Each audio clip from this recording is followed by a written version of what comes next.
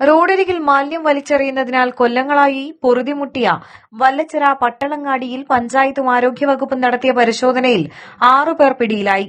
ഓരോരുത്തരിൽ നിന്നും 10,000 രൂപ വീതം പിഴ ഈടാക്കാനാണ് പഞ്ചായത്ത് തീരുമാനം. വല്ലച്ചിറ പഞ്ചായത്ത് പ്രസിഡന്റ് എൻ മനോജിന്റെ നേതൃത്വത്തിൽ വല്ലച്ചിറ കുടുംബാരോഗ്യ കേന്ദ്രത്തിലെ health inspector PS Arunkumar, panchayat secretary CK Poly, junior health ഇൻസ്പെക്ടർമാരായ AM Rajesh Kumar, AR Sunilkumar, VS Aromal Raj എന്നിവർ ചേർന്നാണ് പരിശോധന നടത്തിയത്. പൊതുജനാരോഗ്യത്തിന് ഏറെ അപകടകരമായ മാലിന്യങ്ങൾ കണ്ടെത്തുകയും അവ വലിച്ചെറിഞ്ഞ 6 പേരെ കണ്ടെത്തുകയും ചെയ്തു.